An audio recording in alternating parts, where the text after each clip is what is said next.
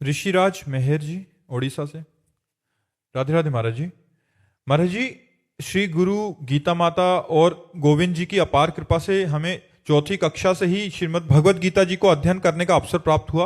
महाराज जी, उनकी कृपा से 4 साल निरंतर अध्ययन फलस्वरूप गीता जी के सभी अध्याय के लगभग सारे श्लोक कंठस्थ हो गए, परंतु उनके अर्थ समझने में अभी हम असमर्थ हैं महाराज जी। कोई बात नहीं, बिल्कुल अर्थ की चिंता मत करो। आप जब एकांत में बैठो तो गीता जी के श्लोकों का उच्चारण किया करो, पाठ किया करो। धीरे धीरे थोड़ा और बौद्धिक विकास जब होगा तो अर्थ समझ में आने लगेगा। आपको गीता जी जितनी कंठस्थ है, कम से कम एक दिन में एक बार तो पाठ हो ही जाना चाहिए, नहीं फिर आगे चलकर भूल जाओगे। रोज पाठ करो और जितना समय मिले नाम जप करो।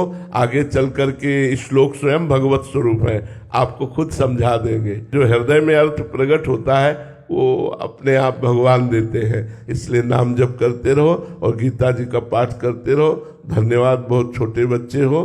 पूर्व जन्म में कोई तपस्या रही जो इस जन्म में इस अवस्था में आपको ये भगवत मार्ग मिला।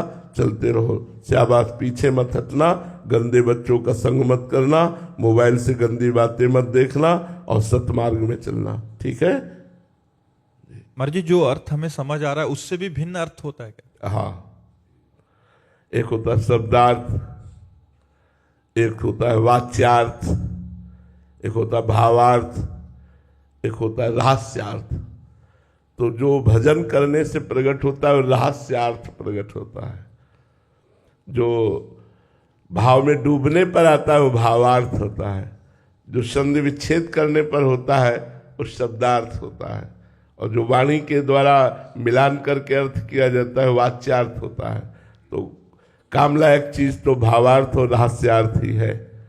भावार्थ भजन करने से ही आएगा, भावार्थ ऐसे नहीं आता। गीता जी जैसे भगवान विराट है, ऐसे गीता जी विराट है, क्योंकि वो अनंत ज्ञान संपन्न है, इसलिए और है।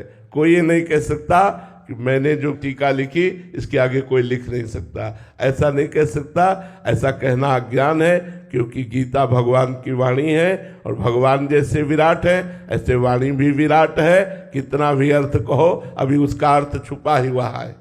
वो भगवान ही समझाए हृदय में बैठ के, सोई जाने जिह देव जलाई वही जान पाएगा। जितना जनाया उतना जान पाया। इसलिए वेद भी जानकर भगवान को नेति नेति कहते हैं। ऐसा नहीं, वेद संपूर्ण भगवान का स्वरूप है, किसी ऋषि मुनि का लिखा हुआ नहीं। भगवान श्री कृष्ण द्वैपायन व्यास देव जी ने तो वेद का विभाग किया, लेकिन वेद अपौरुषेय भगवान का स्वरूप है, स्वयं प्रकट है। वेदवाणी लिखी नहीं गई, वेदवाणी स्वयं प्रकट हुई है और स्वयं भगवान के स्वरूप का वर्णन करती और पूर्ण भगवान के स्वरूप का वर्णन करती। फिर भी वेद कहता है नेति नेति। इतना नहीं, क्योंकि वो अनंत महिमाशाली भगवान को शब्दों में नहीं बांधा जा सकता। महाराज, वैसे ही हमारी जो रसमय ग्रंथ है महाराज जी आचार्य द्वारा वर्णित, वो भी उनका भी रहस्य। हाँ, इसीलिए जो रस ग्रंथ है इनके अर्थ नहीं पढ़ने चाहिए। अर्थ पढ़ोगे तो तुम्हें संसारिक बुद्धि होने के कारण संसारिकता भास सकती है। इनका जब आप स्थिति आएगी और जब इनका हृदय में भावार्थ प्रकट होगा तब आपको रोना आएगा।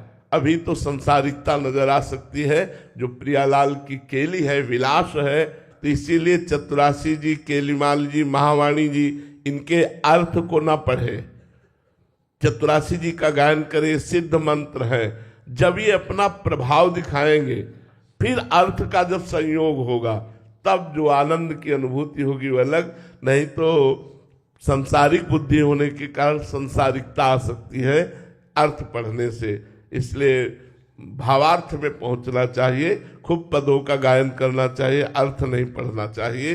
जो लीला के पद हैं उनका गान केवल करना चाहिए। गान करने से जब हृदय भाव देश में प्रवेश करेगा तब उनका अर्थ समझ में आएगा, ऐसे नहीं। लंबे समय तक उसी का गायन करते। हाँ, उस लंबे समय तक फिर तो निहाल कर देंगे। श्याम श्यामा प्रगट प्रगट अक्षर निकट प्रगट रस स्रवत अति मधुर बानी सो जुबानी रसिक नित्य निस दिन रटत कहत और सुनत रस रीति जानी ताहि तजी और गाउन कबहू कछु प्राण रमि रही हरिवंश बानी। जहाँ प्राण रमि रही हरिवंश में, वो आगे का विषय है, इसलिए हमें लगता है कि आप चतुरासी जी गायन करें। सुधा निधि के कुछ श्लोक ऐसे हैं जो सिद्धांत के अर्थ पढ़ लीजिए, केलीमाल जी का गायन करें, इसके गायन से निकुंज मिल जाएगा। और निकुंज का रस रीति कहा तो और सुनत रस रीति जानी, अगर आप खूब गान करोगे, खूब सुनोगे तो श्रवण सुनत प्रापक रति राधा पद अम्बुज सुकुमार। चतुरासी जी को अगर आप श्रवण करोगे तो बहुत जल्दी किशोरी जी के चरणों में प्रेम हो जाएगा, और प्रेम जब हो जाएगा तब इसका सही अर्थ समझ में आएगा। चतुरासी जी का ये प्रेम वाणी, चतुरासी जी को हितवाणी कहते हैं, मतलब प्रेम वाणी है ये। जब तक प्रेम नहीं आएगा तो शब्दार्थ से चतुरासी जी को नहीं समझ सकते।